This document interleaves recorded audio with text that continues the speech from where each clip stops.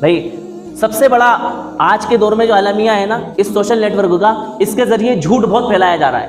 ہمیں پتہ ہی نہیں ہے کون سی بات سچی ہے کون سی بات جھوٹی ہے. کوئی بھی بات آئی ہم نے اس کو دیکھا نہیں دیکھا، ادھوری بات دیکھی اور اس کو آگے شیئر کر دیا. اس کے بارے میں ہمیں پتہ ہونا تو ضروری ہے نا کہ یہ کام جو ہم کر رہے ہیں، جو خبر ہمارے پاس پہنچی ہے اس خبر کو ہم آگے پہنچا رہے ہیں، تو یہ عمل ہمارا جائز ہے کہ ناجائز ہے، یہ ہمیں سمجھنا ضروری ہے.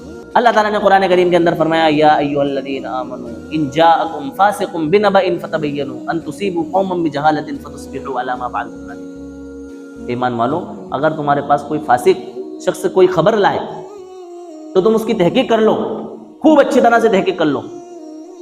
این ممکن ہے کہ تم اس سنی سنائی خبر کو سن کر کے کوئی ایکشن لے لو اور تم اپنی نادانی کی وجہ سے، ناواقفیت کی وجہ سے کچھ لوگوں کو تکلیف کے اندر اور پریشانی کے اندر مبتلا کرو. کوئی بھی خبر آئی ہم نے اس کو دیکھا اور دیکھنے کے بعد میں اس کو آگے شیئر کرتے ہوئے چلے گئے. ہم نے نہیں سمجھا کہ یہ بے حیائی کی خبر ہے کہ حیا کی خبر ہے. ہم نے نہیں دیکھا کہ یہ صحیح خبر ہے کہ غلط خبر ہے. ہم نے نہیں دیکھا کہ اس خبر کو آگے بھیجنا ضروری ہے کہ ضروری نہیں. علماء نے لکھا ہے ایسا سچ جس سچ کے ذریعے لوگوں میں آگ لگتی ہو، نفرت پیدا ہوتی ہو، لوگ ایک دوسرے کے دشمن بن رہے ہوں، ایسا جھوٹ بہتر ہے جس کے ذریعے لوگوں کے دل جڑتے ہو، جس کے ذریعے لوگوں کے دلوں میں محبت پیدا ہوتی ہو. اور یہ کام شر پرست لوگ تو کر ہی رہے ہیں، لیکن اس کے ساتھ ساتھ ہمارے اپنے لوگ بھی مسلکی اختلافات کے ساتھ ان کاموں کو بخوبی انجام دے رہے ہیں. ہماری قوم ابھی تک مسلکی اختلافات سے باہر نہیں آ پا رہی ہے. مقابلے بازی چل رہی ہیں، جنگیں چل رہی ہیں، ڈیبیٹ چل رہی ہے، لڑائی جھگڑے چل رہا ہے. تم نے مزار کے خلاف بات کیسے کر دی، تم نے تبلیغ کے خلاف بات کیسے کر دی، تم نے تبلیغ کی دعوت کیسے دے دی، تم نے جو ہے عرس کے خلاف بیان کیسے کر دیا، تم نے جو ہے تیجے 10ویں 40ویں کے خلاف بیان کیسے کر دیا، تم نے یہ بات کیسے کہہ دی، تمہارے پاس کیا دلیل ہے. انہی چیزوں میں الجھے ہوئے ہیں ابھی تک. میرے عزیزوں، ہماری قوم کو ان اختلافات سے باہر آنے کی ضرورت ہے.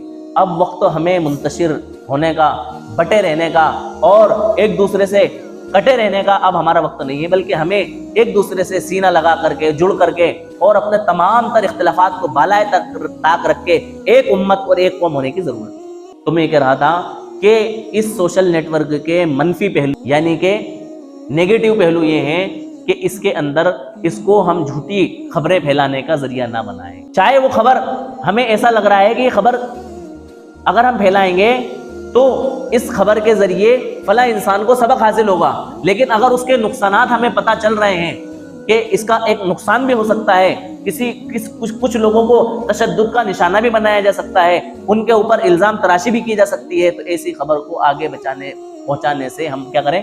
گریز کریں.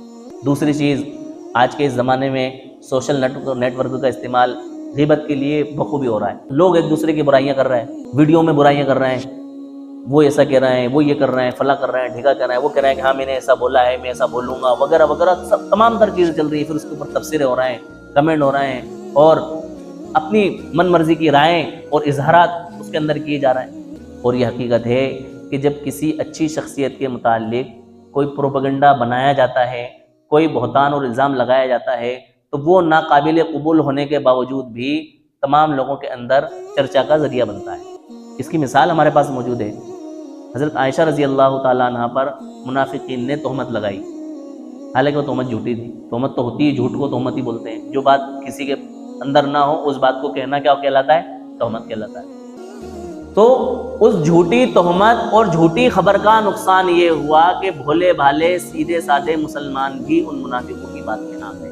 تو سوشل میڈیا پر، سوشل نیٹ ورک پر جب کسی کی برائیاں کی جاتی ہیں تو ان برائیوں کا اثر یہ ہوتا ہے، اس غیبت کا اثر یہ ہوتا ہے کہ جو لوگ ان چیزوں کو برا سمجھ رہے ہوتے ہیں وہ بھی اس کی زد میں آ کر کے اس شخصیت کو اور اس انسان کو برا سمجھنے لگ جاتے ہیں. تیسرا نقصان اس سوشل نیٹ ورک کا یہ ہو رہا ہے کہ اس کا استعمال نفرت کے لیے بھرپور کیا جا رہا ہے، اور ہمارے ملکوں میں خصوصاً ہندو مسلم کے لیے اچھی طریقے پر کیا جا رہا ہے. مسلمان ہندوؤں کے خلاف پوسٹیں شیئر کر رہے ہیں، ویڈیو شیئر کر رہے ہیں، اور ہندو مسلمانوں کے خلاف پوسٹیں شیئر کر رہے ہیں، ویڈیوز بنا رہے ہیں، گندی گندی گالیاں بک رہے ہیں، ہماری مقدس شخصیات کو برا بھلا کہہ رہے ہیں، اور ہمیں ٹھیس پہنچانے کے لیے جو کچھ کر سکتے ہیں وہ تمام کے تمام کام کر رہے ہیں.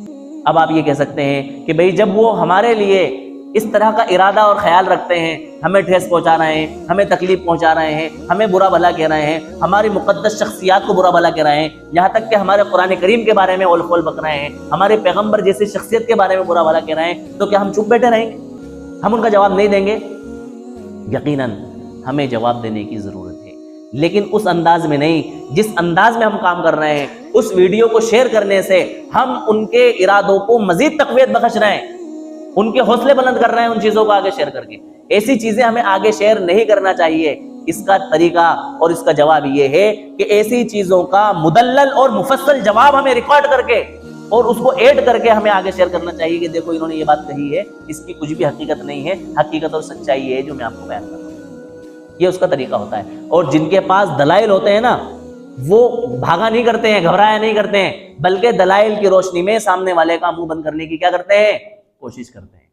تو فرقہ پرست طاقتوں کی طرف سے، اسلام دشمن اور مسلمان دشمن طاقتوں کی طرف سے آئے دن سوشل میڈیا پر، سوشل نیٹ ورک پر ایسی پوسٹیں، ایسی تحریریں، ایسی ویڈیوز آپ کو ملیں گی جس سے آپ کے دل کو ٹھیس پہنچے گی، آپ کے جذبات بھڑکیں گے۔ ان چیزوں کو دیکھنے کے بعد آپ کو اپنے آپے سے باہر ہونے کی ضرورت نہیں ہے اور ایسی چیزوں کو آگے شیئر کرنے کی ضرورت